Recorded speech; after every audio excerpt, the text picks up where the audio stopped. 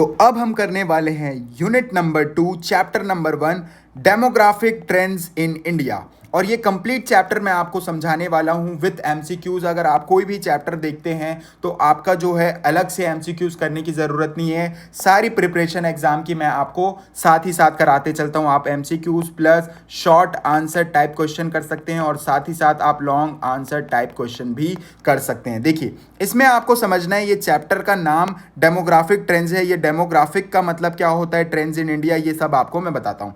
देखो, जब कभी भी डेमोग्राफिक के बारे में बात करेगा आपको हमेशा याद रखना है ये हमारे कंट्री के लोगों के बारे में बात कर रहा है, हमारे कंट्री के पीपल के बारे में बात कर रहा है। और आपको इसमें समझना होगा वो हमारी कंट्री के बर्थ रेट के बारे में बात कर रहा है, यानी कि कितने लोग पैदा हुए। दूसरा जो है इसमें आपको ये याद रखना पड़ेगा ये कितने डेथ रेट, यानी कि कितने लोग जो है डेथ हो रही है वो रेट के बारे में बात करेगा। इन्फेंट मोर्टेलिटी रेट के बारे में बात करेगा, यानी कि नवजात शिशु कितना पैदा हो रहे हैं और इनके जो है इनकी कितनी डेथ हो जा रही है, इसके बारे में बात करेंगे। और टोटल फर्टिलिटी रेट, यानी कि एक वुमेन जो है कितने बच्चा पैदा कर रही है आज के डेट में, और इसको हम कंपेयर करेंगे 1951 के डेट से। तो जब कभी भी कोई भी कंट्री में ये सारी चीज़ों के बारे में बात किया जाता है तो उसे हम बोलते हैं डेमोग्राफिक ट्रेंड्स। होप अगर आपको ये क्वेश्चन पूछेगा तो आप एक्सप्लेन कर पाएंगे। इसमें आपको लिखना क्या है, birth rate, death rate, infant mortality rate और टोटल फर्टिलिटी रेट।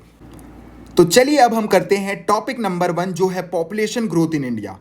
अब यहाँ पे आपको ये समझना है हमारे कंट्री में जो पॉपुलेशन की ग्रोथ हुई है वो हम कब से कंपेयर कर रहे हैं। हमें जब आज़ादी मिली तो उस समय जो है 1951 में जब जनगणना की गई तो वहाँ पे 360 मिलियन लोग ही क्या थे, यहाँ का हमारा पॉपुलेशन था, हमारे इंडिया का पॉपुलेशन था। लेकिन जब जनगणना की गई, कब की गई, 2024 में, तब पता चला 140 करोड़ की आबादी हमारे कंट्री में हो चुकी है। The growth has not been uniform. Growth has not been uniform का मतलब होता है कि ये जो ग्रोथ हो रहा है यूनिफॉर्म नहीं है, मतलब ये इतना रैपिडली बढ़ा है, इतना ज़्यादा रैपिडली बढ़ा है। यूनिफॉर्म का मतलब होता है भाई हर साल अगर 20% से बढ़ रहा है तो 20% से बढ़े। अब ये अचानक जो है 20%, 40%, 50% ऐसे जो है बढ़ता जाएगा तो पता है ना इसे हम क्या कहेंगे, ये बहुत ज़्यादा स्टेडी ग्रोथ नहीं, ये आपका रैपिड ग्रोथ हो रहा है। सारी चीज़ें आपको आगे जो है मैं इस डेटा के साथ साथ समझाते चलता हूँ। चलिए देखिए, सबसे पहले 1901 से हम लोग स्टार्ट करेंगे 1921 तक। यहाँ पे स्टैग्नेंट फेज बोला जाता था। स्टैग्नेंट फेज किसको बोला जाता था, आपका बर्थ रेट, डेथ रेट, ये सारी चीज़ों को बोला जाता था। देखिए अब यहाँ पे हुआ क्या, बर्थ रेट भी हाई था, ठीक है, बर्थ रेट भी हाई था और डेथ रेट भी हाई था। तो दोनों जब हाई हाई रहेगा, इक्वल रहेगा, यानी कि आप अगर देखोगे तो उतने ज़्यादा लोग जो है नहीं रह रहे थे, उतने ज़्यादा पॉपुलेशन ग्रो नहीं हो रही थी। लेकिन यहाँ से आपको एक लाइन खींचना है। लाइन खींचना मैं आपको क्यों बोल रहा हूँ, यहाँ से जो है इसको बोलते हैं ग्रेट डिवाइड। ग्रेट डिवाइड बोलते हैं, ठीक है। ग्रेट डिवाइड क्यों बोलते हैं मैं आपको बता देता हूँ। देखिए सामने आपको ये समझना है, ग्रेट डिवाइड का मतलब है कि जो 1921 है और 1951 में हुआ एक्चुअल में क्या था। देखिए आपको यहाँ पे देखना है डेथ रेट डिक्लाइन।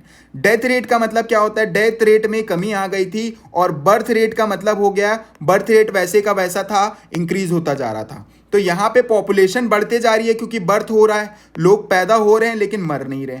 तो यहाँ पे बर्थ रेट क्या हो जा रहा था, बढ़ गया था। और धीरे धीरे इसे हम क्या बोलते हैं, स्टेडी ग्रोथ, यानी कि जो है पॉपुलेशन में ग्रोथ आना स्टार्ट हो चुका था। उसके बाद अगर हम लोग 1951 की बात करें, 1951 से 1981 की बात करें तो रैपिड ग्रोथ हो गया था। अब इसे ही क्या बोला जाता है, पॉपुलेशन एक्सप्लोजन। ये 1951 से लेकर के 1981 में जो मैं आपको जनगणना बताया था, इसी को यही डेट पे था। अगर आप देखेंगे तो ये देखो, तो इसे ही क्या बोला जा रहा है, यही आपका रैपिड ग्रोथ होने लगा था, जिसे हम क्या बोलते हैं, पॉपुलेशन एक्सप्लोजन। उसके बाद 1981 से लेकर के 2001 तक अगर हम देखेंगे तो इसको क्या बोला जा रहा था, डिक्लाइन ग्रोथ रेट, क्योंकि ग्रोथ रेट में क्या हो चुकी थी, कमी आ चुकी थी, क्योंकि लोग जो है एजुकेटेड होने लगे थे और उन लोग जो है जो फैमिली प्लानिंग के साथ काम कर रहे थे, हम दो हमारे दो वाला जो है कहानी स्टार्ट हो चुका था। अब यहाँ 2000 ऑनवर्ड्स अभी तक अगर हम बात करें तो स्टेबलाइज्ड ट्रेंड बिगिन हो चुका है, यानी कि अब हमारा कंट्री जो है सारे लोग शिक्षित हो चुके हैं और सारे लोग जो है इस चीज को ध्यान में देखते हुए हम दो हमारे दो ये फैमिली प्लानिंग करते हुए चल रहे हैं। अब की रीजन मैं आपको बताता हूं, की रीजन का मतलब क्या है जो आपको याद रखने हैं। जब कभी भी कीवर्ड आता है आपको वो सारी चीजों को अच्छे से समझना है, क्योंकि नोट्स ही आपके लिए वैसे प्रिपेयर किए जाते हैं। Key reason for high growth rate in the mid 20 century. अब की रीजन क्या है आपको जो है ग्रोथ रेट का मिड 20 सेंचुरी में, मैं आपको बताता हूं।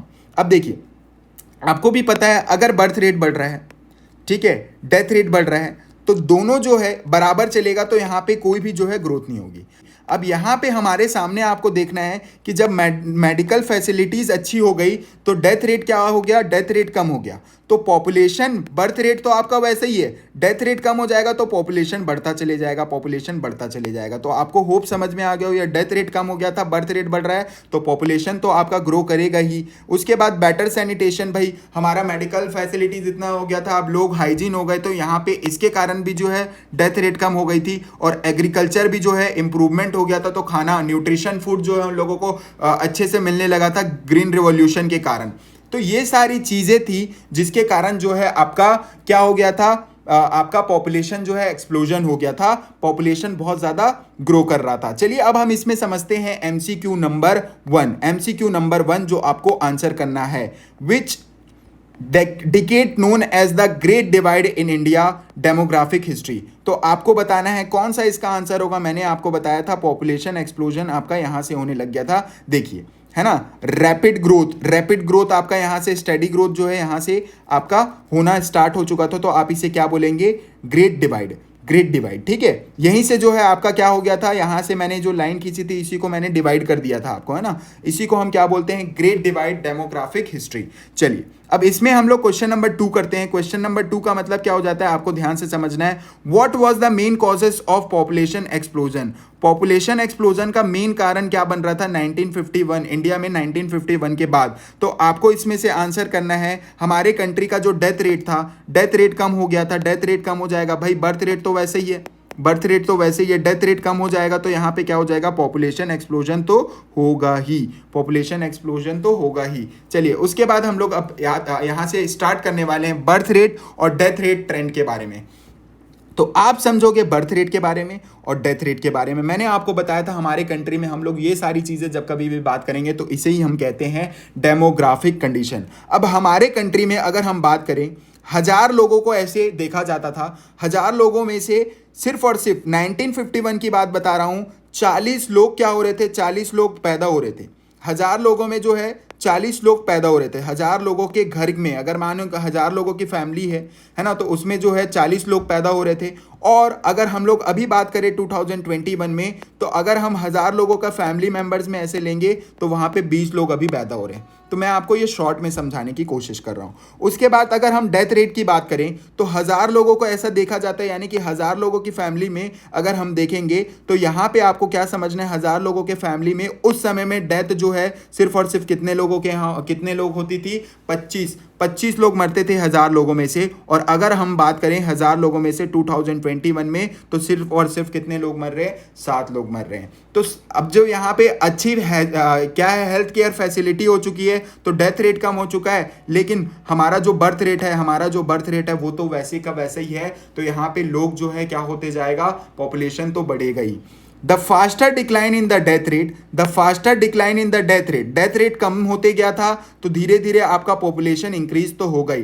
डेथ रेट कम होगा तो पॉपुलेशन इंक्रीज तो हो गई। तो होप आपको ये सारी चीजें समझ में आ गई होगी। तो इसी के बेसिस पे आपसे जो है मेरा अब क्वेश्चन नंबर 2 है, जो एमसीक्यू नंबर 3 आपको बताने होंगे। विच of the following is the best example of decline in the death rate. आपको इसमें से एक एग्जाम्पल चूज करना है, तो आपका आंसर इसमें से होगा मेडिकल एडवांसमेंट, क्योंकि मेडिकल एडवांसमेंट के आ जाने से, हाइजीन के आ जाने से लोगों की डेथ रेट जो है क्या हो गई थी, कम हो गई थी। चलिए अब इसमें बात करते हैं high birth rate and lower death rate result in. अगर मान के चलो बर्थ रेट ज्यादा रहेगा, है ना, और उसके बाद डेथ रेट कम रहेगा तो उससे क्या होगा, पॉपुलेशन एक्सप्लोजन होगा।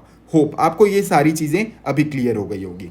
अब हम लोग बात करेंगे पॉइंट नंबर 3 की।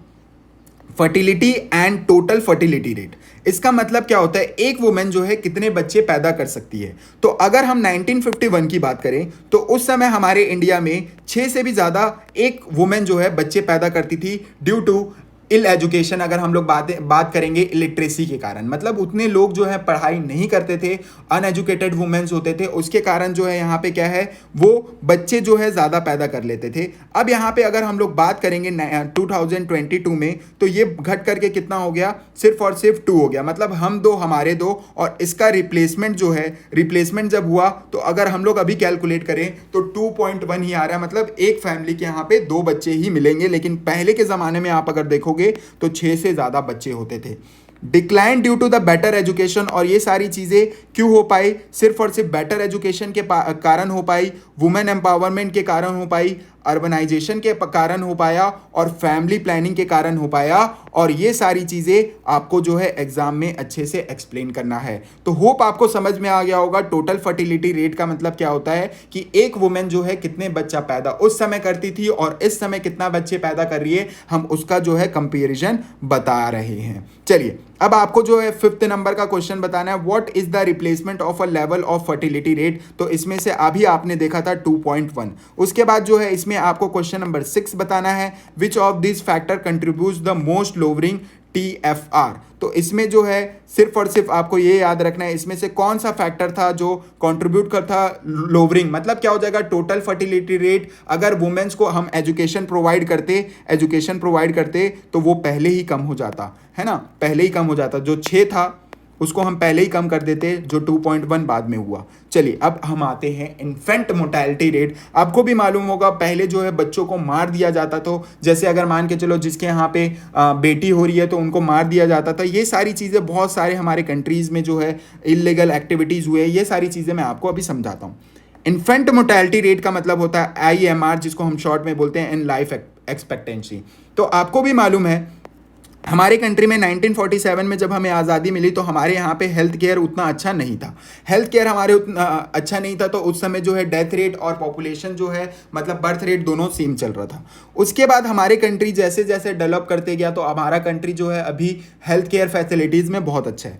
अब देखिए इन्फेंट मोर्टेलिटी रेट की बात करते हैं। इन्फेंट मोर्टेलिटी रेट का मतलब होता है जो नवजात शिशु होता है उसका डेथ रेट। अगर हम बात करें तो 1 साल के अंदर आप देखोगे जैसे अगर 1000 बच्चे पैदा हो रहे हैं तो उस समय में 1000 बच्चे जब पैदा होते थे 1951 में से, तो उसमें जो है 146 की डेथ हो जाती थी। मतलब अगर 1000 बच्चे पैदा हुए तो उसमें से 146 बच्चे मर जाते थे। और अगर हम लोग अभी 20s की बात करें तो इस समय में जो है सिर्फ और सिर्फ 28 बच्चे मरते हैं। तो फिर से आप अगर यहाँ पे देखोगे डेथ रेट कम है, यानी कि बर्थ रेट ज़्यादा हो गया है और डेथ रेट कम हो गया है। पहले डेथ रेट भी ज़्यादा था, अब यहाँ पे ये पॉपुलेशन एक्सप्लोजन का कारण बढ़ रहा है। उसके बाद और ये सब किस कारण से हो पाया, अच्छे हेल्थ केयर फैसिलिटी से हो पाया। तो हम यही चाहते हैं कि अच्छा हेल्थ केयर फैसिलिटी रहे, लेकिन इतना ज़्यादा पॉपुलेशन पॉपुलेशन भी अगर ज़्यादा होता है तो भी प्रॉब्लम होता है। चलिए लाइफ एक्सपेक्टेंसी की अगर बात करें तो उस समय लोग 32 ईयर्स ही जी पाते थे। इसका मेन रीज़न ये है क्योंकि उस समय में क्या होता था, हेल्थ केयर फैसिलिटी उतनी अच्छी नहीं थी, तो जल्दी अर्ली डेथ होता था। फूका झाड़ा ये सब पे ज़्यादा बिलीव करते थे। अगर हम बात करें हेल्थ केयर फैसिलिटी के कारण आज के लोग जो हैं 70 ईयर्स जी पा रहे हैं। आप ये मत सोचना कि सर आप कैसे बात कर रहे हो, उस समय तो लोग बहुत ज़्यादा साल तक जीते थे। नहीं, उस समय साल वही लोग ज़्यादा समय तक जी पाते थे जिसको अच्छा हेल्थ केयर फैसिलिटी, न्यूट्रिशन ये सब मिल जाता था। ठीक है, अभी जो है लोग 70 साल की लाइफ स्पैन जीते हैं। चलिए अब हम लोग आते हैं MCQs में। What does the high MIR indicates. अगर मान के चलो आपका इन्फेंट मोर्टेलिटी रेट अगर ज़्यादा रहेगा तो वो क्या दर्शाता है, poor maternal and child health care service. ठीक है, ये आपको याद रखना है। पुअर हमारे यहाँ पे चाइल्ड हेल्थ केयर सर्विस जो है उतना अच्छा नहीं है, इसीलिए तो इन्फेंट मोर्टेलिटी रेट यानी कि डेथ रेट जो है बहुत ज़्यादा हो गई। अगर हम बात करें लाइफ स्पैन, हमारे कंट्री में लाइफ एक्सपेक्टेंसी की रेट क्या है, कोई भी अगर ह्यूमन बींग जी रहा है तो कितने साल जी रहा है, तो आपको मालूम है अभी की बात कर रहे हैं ना, ये कितना है आपका 70 साल है। अगर हम पहले की बात करेंगे तो ये कितना है, अगर आप बोलोगे तो आपका 32 ईयर्स आएगा। चलिए डेमोग्राफिक डिविडेंड अब हम यहाँ पे समझेंगे। डेमोग्राफिक डिविडेंड का मतलब क्या है, ये सारी चीज़ें मैं आपको अभी समझाने वाला हूँ। Refer to the economic growth potential due to the higher proportion of working ages population. 15 से 64 ईयर्स तक जो लोग हैं उनमें पोटेंशियल है कि वो जो है वर्किंग एज में वो काम कर सकते हैं, जिससे हमारा कंट्री जो है इकोनॉमिक ग्रोथ की तरफ जाएगा। ये पोटेंशियल है, हायर प्रोपोर्शन है भाई, वर्किंग लोग यहाँ पे बहुत सारे लोग हैं जो 15 साल से 64 के एज में हैं, उन लोग काम कर सकते हैं। India is currently in this phase over 65% of the population is below 35। अगर हम लोग अभी देखेंगे तो हमारे कंट्री में 65% जो पॉपुलेशन है वो 35 के नीचे है, 35 साल के नीचे। To benefit India it must invest in education, और हम यही चाहते हैं कि अगर हमारे इंडिया को अच्छे लेवल पे ले जाना है तो एजुकेशन और इसके स्किल डेवलपमेंट में जो है काम किया जाए, जॉब क्रिएशन में काम किया जाए, हेल्थ सेक्टर में और इंफ्रास्ट्रक्चर में काम किया जाए। तो आपको होप समझ में आ गया होगा ये डेमोग्राफिक डिविडेंड का मतलब क्या है। जब हम बात कर रहे हैं हमारे देश के नौजवानों की जो 35 साल से कम है, उनको स्किल और स्किल के साथ साथ जो है एजुकेशन प्रोवाइड कराया जाए, जॉब क्रिएशन हुआ जाए, हेल्थ केयर फैसिलिटी और इंफ्रास्ट्रक्चर में ध्यान दिया जाए। तो एमसीक्यू में आपको बताना है इसका answer. What age group is defined the working age group in the population. तो आपको इसमें से आंसर क्या बताना है, आपका आंसर जो होगा ये आपका।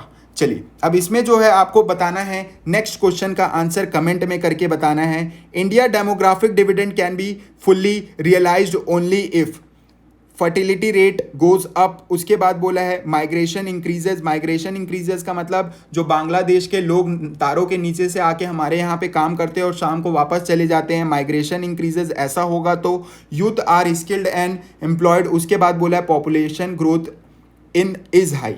तो आपका इसका आंसर क्या आ जाएगा, हमारे कंट्री में देखो डेमोग्राफिक डिविडेंड का मतलब होता है हमारे कंट्री में जब यूथ आर स्किल्ड हो जाएंगे, हमारे कंट्री में स्किल हो जाएंगे और एम्प्लॉयड हो जाएंगे तो हमारा कंट्री जो है वैसे ही बहुत अच्छा हो जाएगा।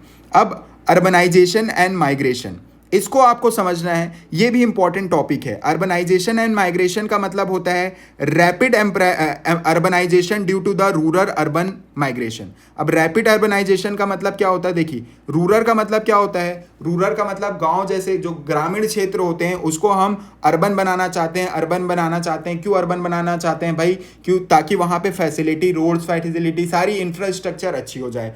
अब यहाँ पे जब कभी भी ऐसा होता है रूरल से अर्बन बनता है तो वहाँ पे लोग जा कर के बसना चालू कर देते हैं, माइग्रेट होने लग जाते हैं, एक जगह से दूसरे जगह जाने लग जाते हैं।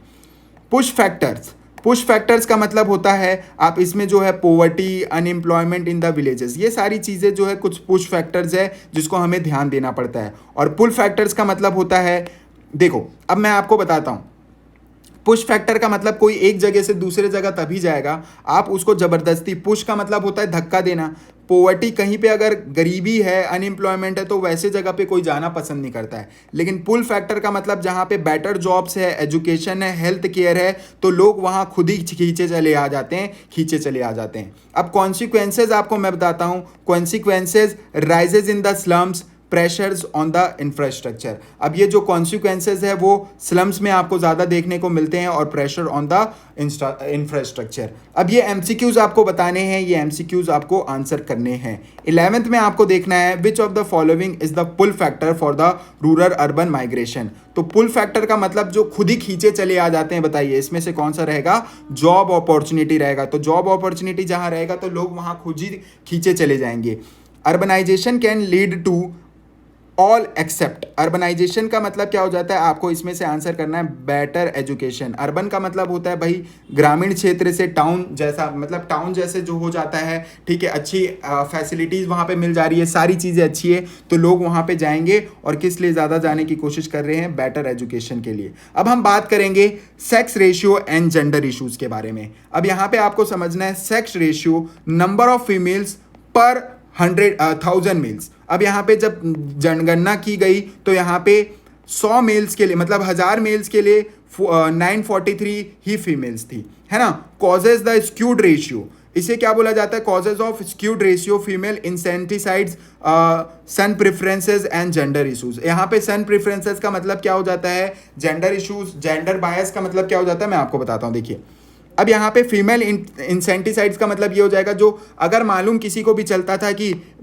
इस फीमेल के पेट में जो है बच्चे लड़की है तो उसे जो है मार दिया जाता था, है ना, उन्हें जो है मार दिया जाता था, ठीक है। और उसके बाद जो है सन प्रेफरेंसेस का मतलब क्या है, लड़का अगर है तो उसको ज़्यादा प्रेफरेंस दिया जाता था, तो लड़कियों को मार दिया जाता था। उसके कारण ही जो ये फीमेल्स है मेल्स के कंपैरिजन में कम थी और सन को ज़्यादा प्रेफरेंस दिया जाता था, इसलिए ये ज़्यादा है। और जेंडर बायस का मतलब मैंने आपको बताया था, लड़का चाहिए या लड़की, ये सारी चीज़ें जो है उस समय चलती थी। उसको हटाने के लिए गवर्नमेंट ने लाया बेटी बचाओ, है ना, बेटी बचाओ, जो बेटियों को मारा जाता था, और Beti Padhao, M to improve it, इसको जो है इम्प्रूव करने के लिए, सारे लोगों की थिंकिंग चेंज करने के लिए, ठीक है। अब एमसीक्यू नंबर आपको 13 बताना है, what was the sex ratio of India according to the 2011। तो आपको इसमें से बताना है, 1000 था, 943 था, ये सेक्स रेशियो आपको बताना है। तो आपका आंसर क्या हो जाएगा इसमें, आपका आंसर, और भी ऑप्शन देख लेते हैं,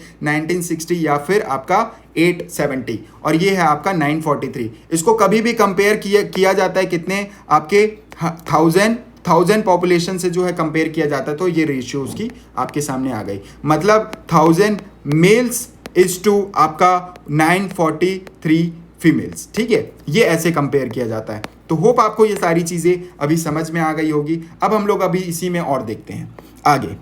चलिए, MCQ 14 में आपको विच scheme promotes girl children welfare in India, कौन सा जो है स्कीम प्रमोट कर रहा था girl children welfare in India. तो आपको याद रखना है इसमें बेटी बचाओ बेटी पढ़ाओ, है ना, ये जो है प्रमोट कर रहा था। अब एज कंपोजिशन समझते हैं, यहाँ पे चिल्ड्रन जो 0 से लेकर के 14 है उसको हम बोलते हैं चिल्ड्रन, वो ग्रुप को हम क्या बोलते हैं, चिल्ड्रन, और ये जो है हमारे कंट्री में 27% लोग हैं। वर्किंग एज का मतलब क्या हो जाएगा, 15 से लेकर के 64 एज तक जो है 65% लोग हैं, इसे हम वर्किंग एज बोलते हैं। उसके बाद एल्डर यानी कि सीनियर सिटीजन जो है rising due to the लॉन्गेटिव।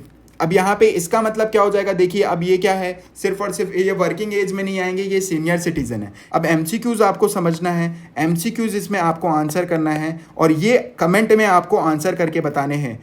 What percentage of Indian population is currently in the working age group? अभी हमारे कंट्री में जो है करेंटली वर्किंग एज ग्रुप में कितने परसेंट लोग हैं, तो आपका आंसर होना चाहिए 65%। और उसके बाद अगर हम लोग देखेंगे, an ageing population in India increase demand for ageing, जो है एल्डर, जो सीनियर सिटीजन में उन लोग क्या है, एल्डर केयर सर्विस, ये सारी चीज़ों की क्या कर रहे हैं, मांग कर रहे हैं। तो होप आपको सारी चीज़ें क्लियर हो गई होंगी।